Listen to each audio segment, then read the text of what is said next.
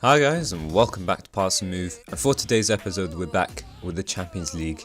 In our Dortmund series, we're playing Chelsea, as we mentioned. This is the first leg of the first knockout round in the Champions League, and of course a tough European trophy. But anyways, the main point to mention is that we're finally up to second, so it's been a huge improvement since we spent quite a chunk of the season down over here, and we finally made it into the Champions League spots, and we're in second place with 40 points, 13 points away from Bayern Munich's 53. But obviously, plenty of opportunities to try and close that gap. Probably not all the way, of course. That'd be an incredible second half of the season for Bayern if that happened. But the closer we get, the better it'll look for us. We're currently safe if we lose in the first division. These teams can only catch up to a certain degree. We're 4 points separating us from 4th place, 5th and 6th, so we can get away with a loss, but obviously we want to try and avoid that and keep winning.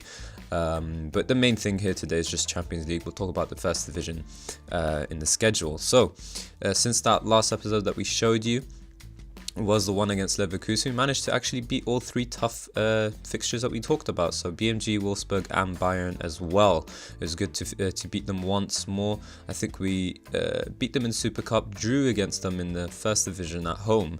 We managed to beat them away from home 2-1 as well. But yeah, in terms of BMG result, Yarmolenko was the one who scored. We kind of scraped by games. We don't seem to be creating too much. I think it has something to do with our formation since we're playing a 4-3-3. It's not the most direct style of a formation type of thing, but we still do manage to score, and don't have to score a million goals, but we score enough to help us win, and we concede little in comparison to before. So Wolfsburg was thankfully came through a John Brooks own goal, but it was actually a little unfortunate that Wallace, I think it was, who missed out on scoring the goal itself. It was sort of just going on target anyways, but I guess it was maybe the angle that I was looking at. But either way, a goal is a goal, and we managed to win that and get ourselves another 3 points. And probably the most crucial one was the game against Bayern, not even just for a morale booster or trying to beat the team that we are trying to overtake, not just in the league but in terms of dominating the actual league as well, and trophies and all that sort of business, but it's also just a good result to get for the sake of winning points and staying in the Champions League spots. So we actually managed to go into 2-0 lead through Marco Reus and Shinji Kagawa, who's enjoying his new central midfield role. But yeah, Thiago scoring in the 81st minute to just kind of make things a little bit uncomfortable for us. As you can see, Pulisic is still struggling in a number of different roles that we've been trying him this season. I feel like maybe it's the tactics that don't suit him necessarily, and obviously we're not really helping him by playing him out of his most preferred role, which is an inside forward. If you ask me, he's more of an advanced playmaker in truth. He's got the pace and stuff for the inside forward role, but his vision is incredible, and maybe if his composure and decision making improves, that will help more. That's probably why he's an inside forward, but I mean, you need those attributes anyways for the inside forward role. But either way, that's a different story entirely. Just 19 years of age, maybe just getting used to first team football. But yeah, so today the Chelsea game, depending on the result, of course, we may or may not show you the next match, which is in the March 13th of March, away from home. We do have to try and avoid conceding today, but maybe we might want to try and show you some more important games in March. We've got Hamburg, Hanover, RBL and Gelsenkirchen. I think we showed you Gelsenkirchen, we showed you RBL, but maybe we could show you Hamburg, for example, who are just right beneath us, and that will be a huge game to show. So it really depends on how we perform today against Chelsea. In terms of who we'll be going with, we'll talk more about it in just a moment, but we can just sort of sort this team out. Marco Reus is injured, so we can bring on Maximilian Philipp and bring on Pulisic as well. I think we covered all the transfers already, didn't we? Where's Leverkusen? Oh, still in January. Alright, so in terms of ins and outs, let's have a quick look. I don't think there were any necessarily huge ones. We already talked about Mbeba, Gulam, Wallace, Walter Gonzalez in the summer, Vidal in the summer, and Rulli in the summer. So the only other player you missed out on the 31st of January was Leo. Managed to bring in another right back, a youngster with potential, 21 years of age, Brazilian. He has potential to become a leading player for first division sides. According to my scout anyways, Lars Ricken thinks that he's only a second division footballer, but I think Lars is a tiny bit off because he doesn't know Leo that well. My scouts, they've scouted him a couple of times and they do say that he's a first division player already. Anyways, he's not too far off, so it's not a huge deal, and we already have our main left back in Golam. I just wanted the backup youngster to compete with Golam eventually and sort of just have a nice balance to the squad, and I was hoping to get rid of a couple of players as well that I didn't necessarily need. So in terms of outs, these all happened in the summer. In January, we talked about this loan. Schürrle leaving was not a surprise either. A couple of loans, one more Toprak, like we mentioned, eventually did manage to leave in the 31st of January. Eric Durm is the main loanee, I suppose, that moved out. Ornatelli is another one, but we didn't really care about him. 32 years of age, we managed to loan him out, and that's as much as we could do in terms of trying to get rid of him. In terms of players that we still don't need, we do have Roman Weinfeller and Berkey still. Roman Weinfeller is supposed to be ending his contract this summer anyways, and Berkey is just, I don't know why I'm struggling to sell him. No one's really interested for some strange reason. He's actually a decent goalkeeper, but the rest of them are really in the under 23, so we've got a few of them.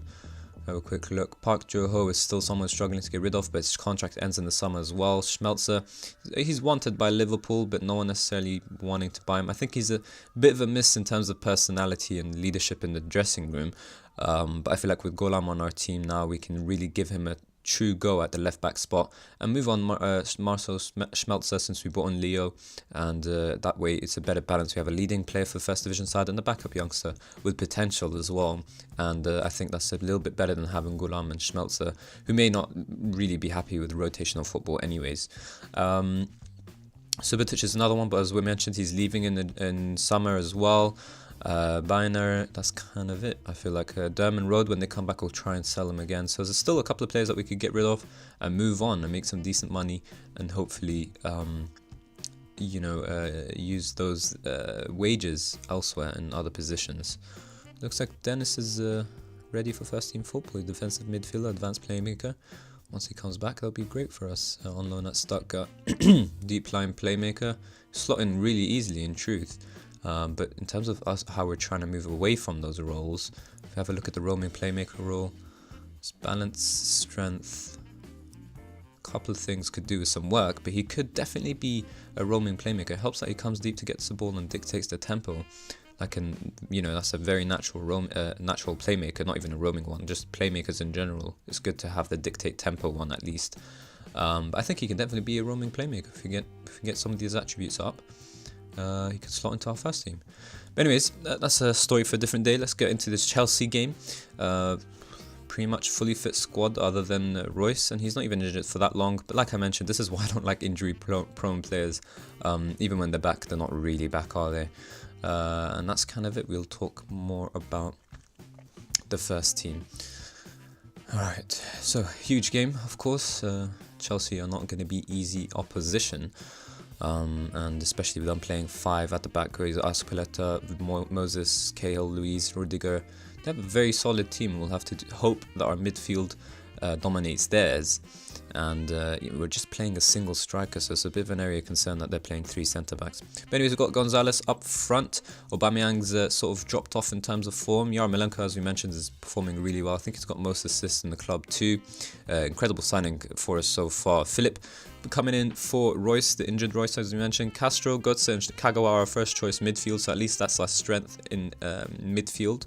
Leo is the backup left back. I think you guys noticed Fawzi Ghulam is ineligible for the Champions League for us this season, since he played for Napoli, I think, already.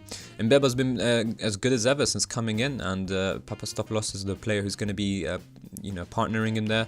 Toyan as a right back has been pretty standard for quite some time. Vidal, since signing, hasn't seriously impressed. Just hasn't seriously impressed in truth. I think he had a couple of good games in the beginning, and that sort of just fell off after.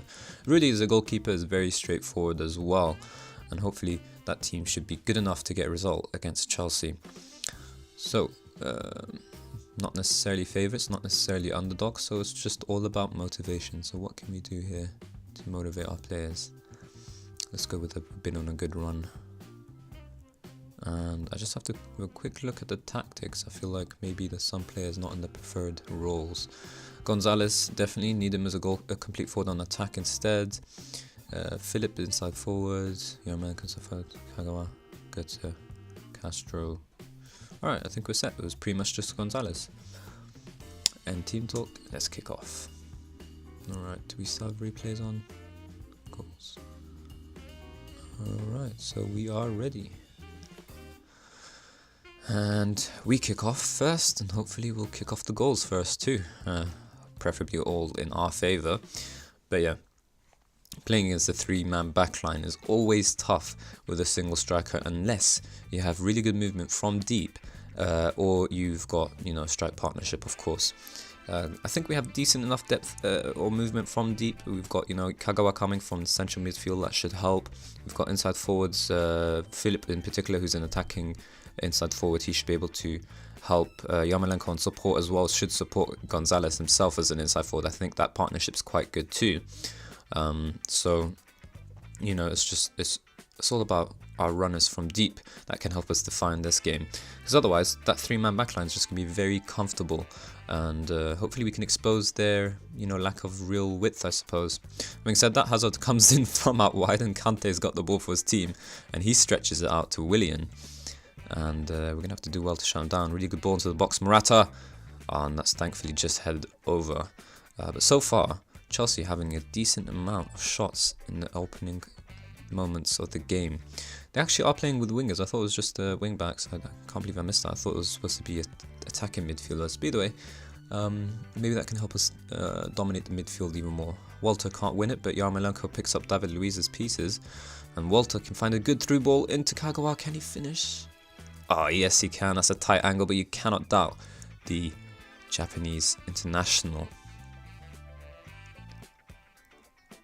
Courtois, it said here in the commentating thing, Courtois looks furious for letting it in his near post, and he should be, because that was an incredibly tight angle where I thought we were just going to get a corner and maybe score from the corner. But what a through ball that is from our backup striker.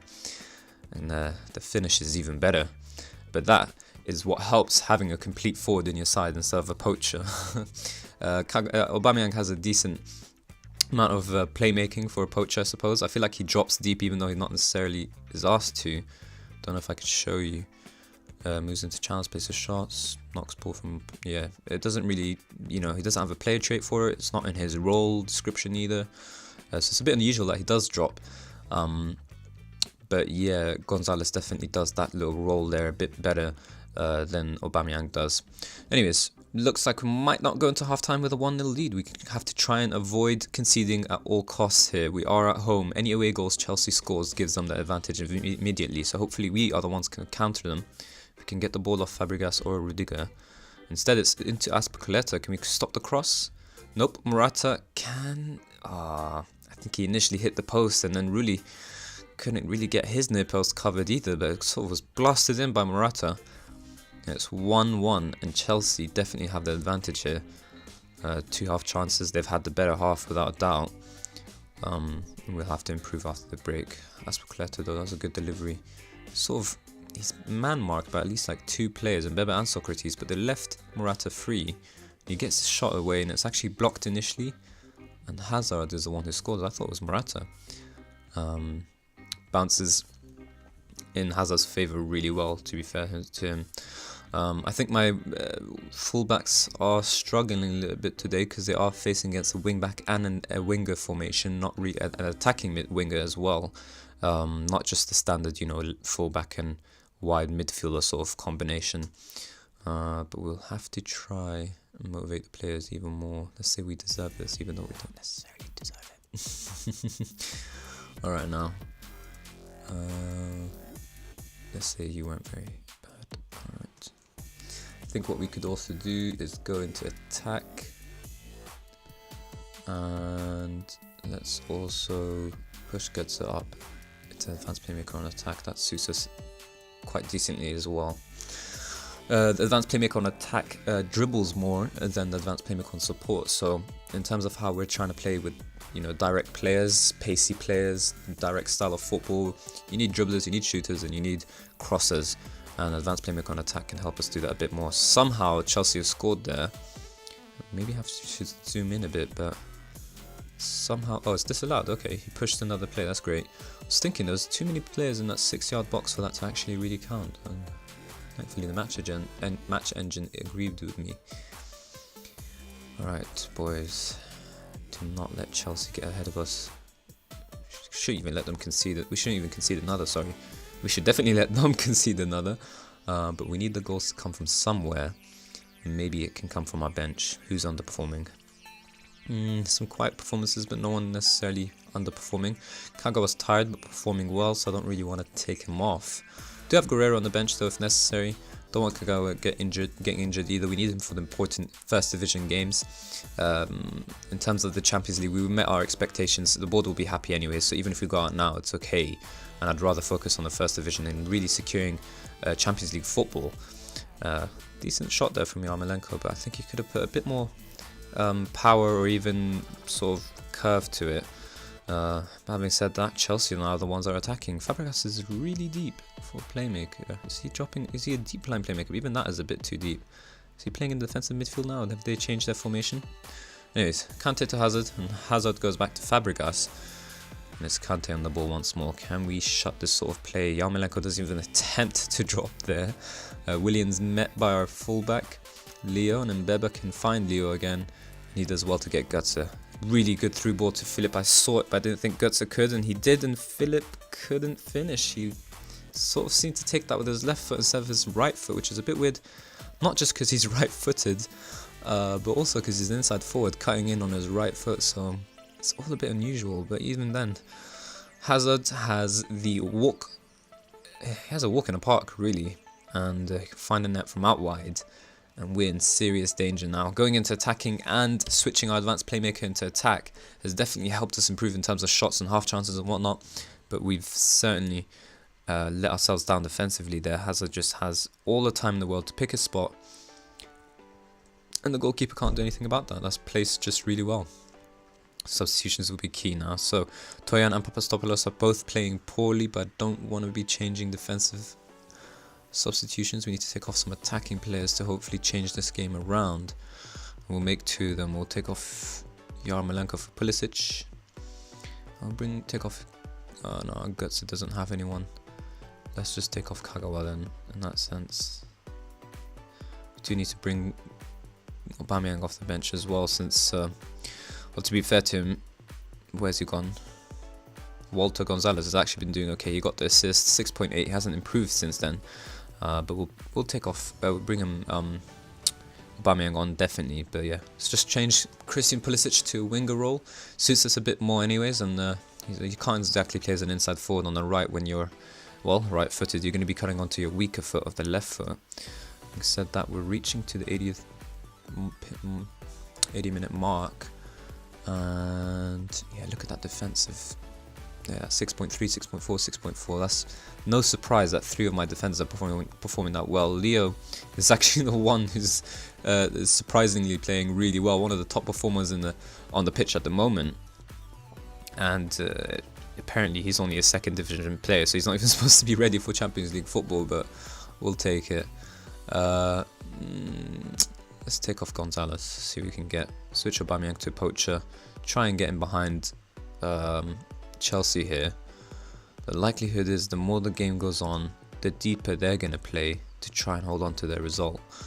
We're going to have to push into overload for the last 10 minutes, try and steal another goal, and hopefully get our away goals of our own when we travel to Stamford Bridge. Let's pass the space, clear the ball into flanks, hit early crosses, all that sort of business suits us, and run at defence. I don't want to put shoot on sight because I'm not a huge fan of it. I feel like my players shoot stupidly as well, especially because we're playing inside forwards. They tend to have long shots for no necessary reason. But Chelsea are going to hold on here by the looks of it, unless we can score in the dying embers of the game. We've managed to do it before. Question is, can we do it again against a stubborn Chelsea side? Well, the game will end with more shots in our favour, but Chelsea are the ones who come away with the results. 60% possession, 3 half chances.